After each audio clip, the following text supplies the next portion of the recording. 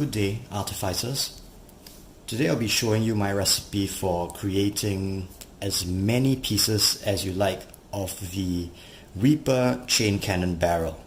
I'll be scratch building, and I've seen several recipes and several solutions for this, and this is what I found to be the most elegant, as well as, very importantly, the cheapest way to build Reaper Chaincannon barrels. Now, to start this project, you'll need a couple of things. You need a ruler to measure off lengths of polystyrene rod. You'll need a hobby knife, tweezers, which is not a necessity, but it does help. It does go a long way. Pair of clippers, plastic glue, not super glue, not cyanoacrylate glue, but plastic glue, because super glue is going to get a bit messy and sort of mess up the surface of your polystyrene. And finally, polystyrene rod. Now you can get these at railroad modeling shops, art shops, as well as good hobby places. Now, the diameter of my polystyrene rod is 1.2 millimeters in metric, and for followers of the Corpse Emperor, 3/64ths of an inch. And that's what you need in order to create your very nice Reaper chain cannons. Now, as an optional, you want some flat polystyrene strips as well. Now, these are pieces of polystyrene that I have left over from a previous project, and they are about 1/4 of a millimeter thick, and the width is about 1/2 a millimeter. Now, these tend to make your chain cannons look a lot better, and I'll show you how as we go on. And lastly, if you do want to go a little bit further, as I usually do, a pin vise to drill out the barrels. Now, the first thing you want to do is measure off lengths of your polystyrene rod. And what you want to do is measure out 2.5 centimeters. That's about 1 inch from your polystyrene rod, and you want to just cut out about 7 of these.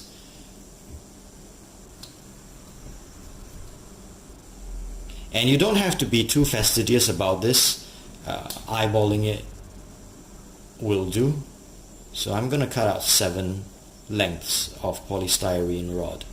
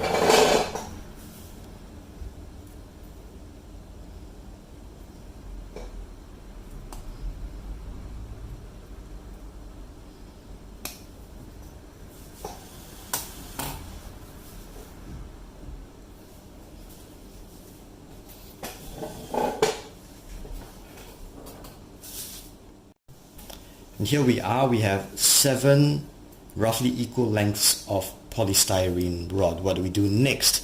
What I want to do is now lay out a little bit of oven paper, tracing paper will do. Lay it out nice and flat, because we're going to work firstly with gluing 3 of these rods together. Now, it's not too important for all of them to be aligned tip to tip, but they will have to be very much parallel to each other. Now, this is where the very small tip of our paint, of our glue comes in handy. What I want to do is make sure that the three of these are very precisely glued together. So I want to hold them down and put a drop on the end there and just let that glue set for a while. Hold it down and let the glue just set for a little while until we get a nice solid hold.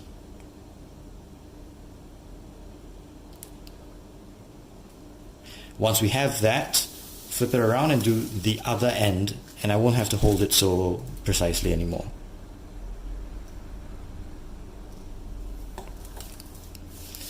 And you'll see that by capillary action, this glue will tend to just travel up and down the length of our polystyrene rod.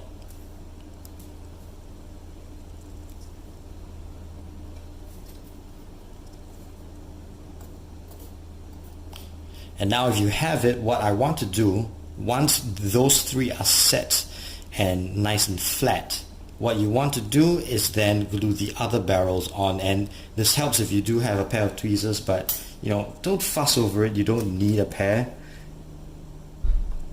So what I want to do is put a couple drops more, just randomly along the length of my barrel assembly, and add one more, and that's gonna sit in between the barrels that I've already set up.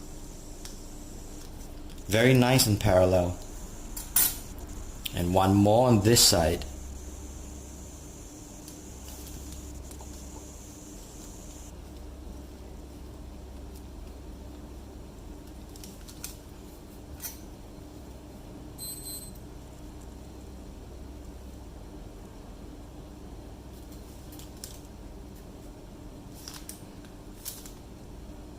Apply a little bit of pressure with your fingers, making sure that they all sit in their groove.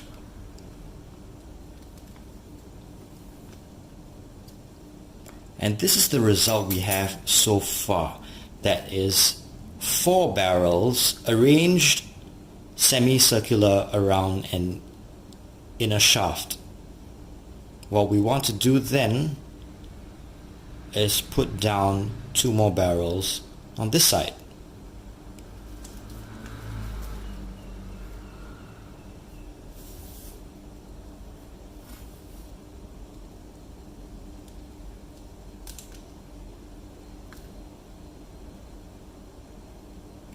You don't want to overuse plastic glue at this point because it does tend to mess up the surface of your polystyrene.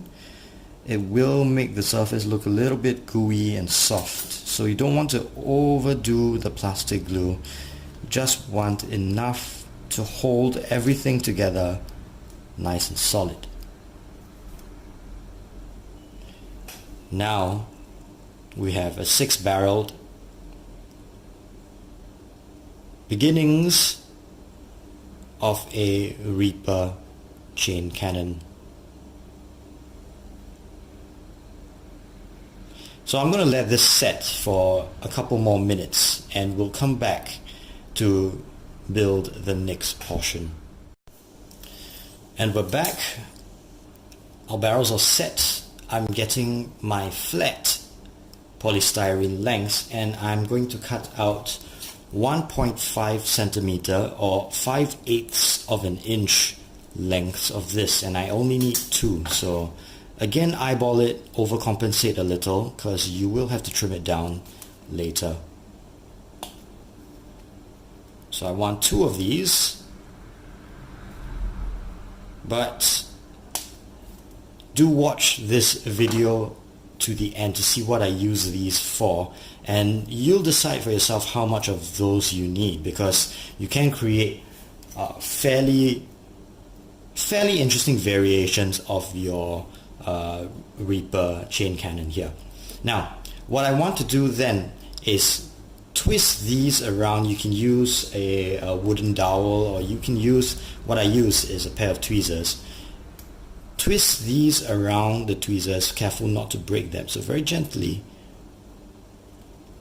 roll them up. Have these little coils of polystyrene. You don't have to be perfect about it. They can be a little bit messed up like that. It won't matter because you will be gluing them down against your Chaincannon barrels. So the same with this one. Just roll it up like so. So that's just to prime it and give it a bit of a coil, so that it'll be easier for us to assemble later.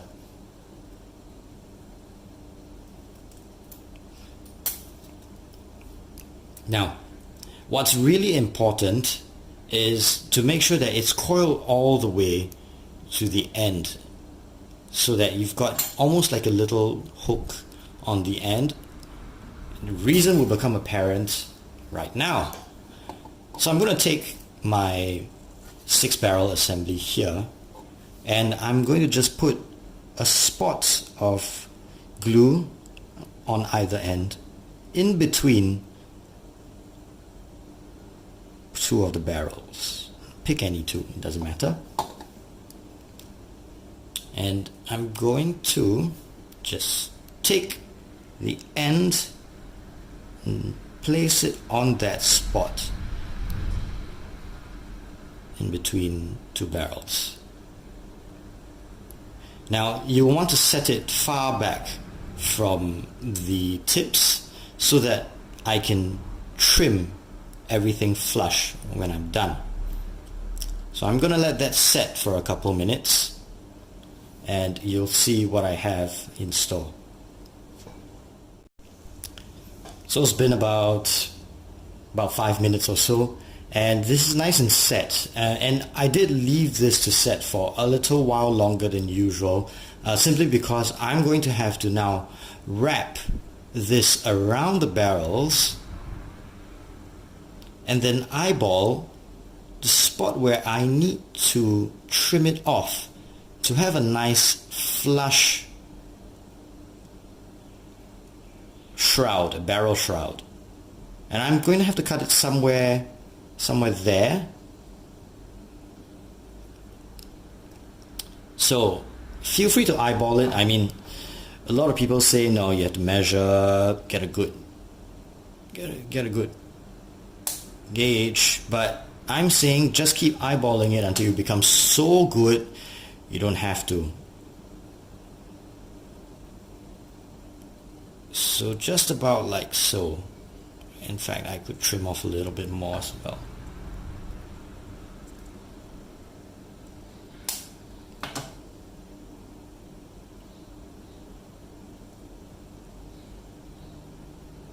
Right there. And with that measured out to the right length, I'm taking my glue and I'm going to put dabs of it along the inside of this new barrel shroud we've created.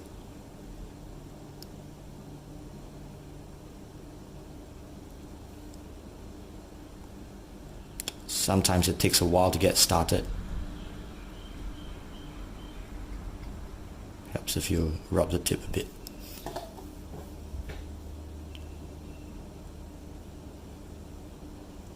And I'm going to start wrapping this nice and tight around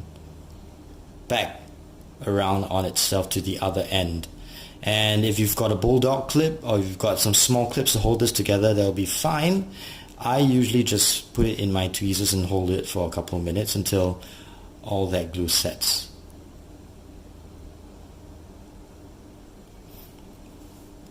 And you can see our Chaincannon barrel start to take shape. It's beginning to look a lot more like what you'd expect of a Havoc Chaincannon barrel.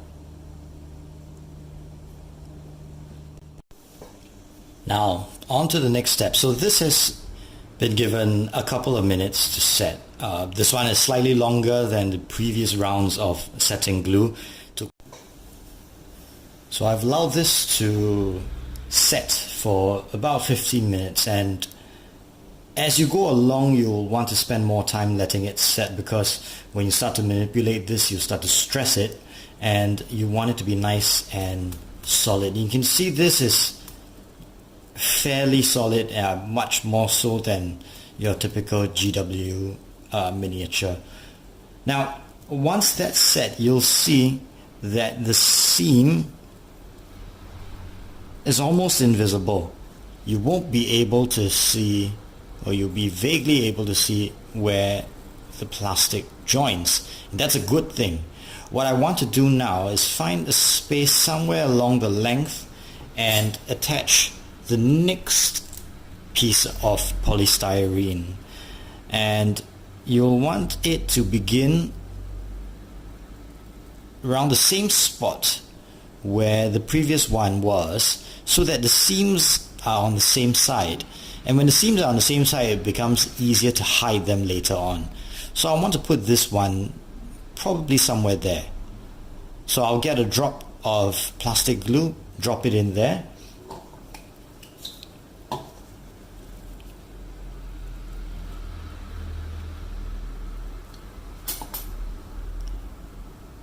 Put this in.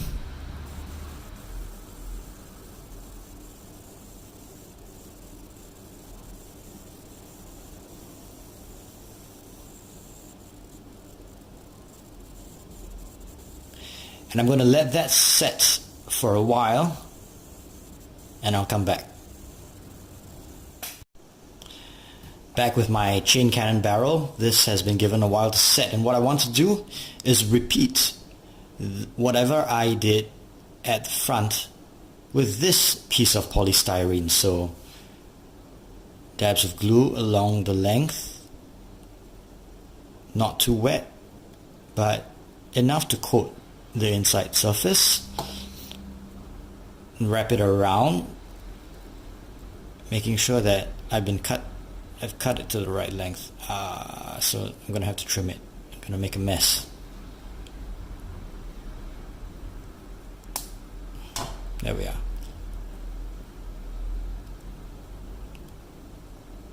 So I want to keep that pinched and let it set for another 10 minutes or so.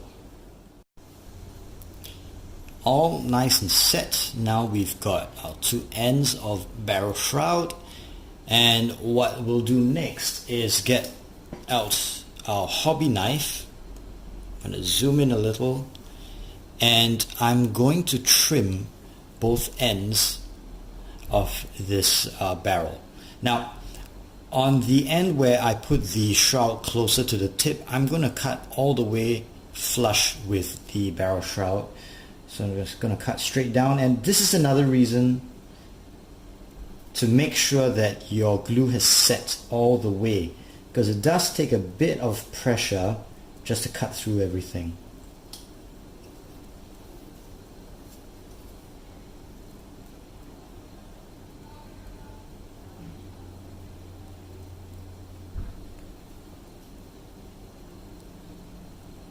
And on the other end, I'm going to actually leave some of the barrels exposed. It's just about there.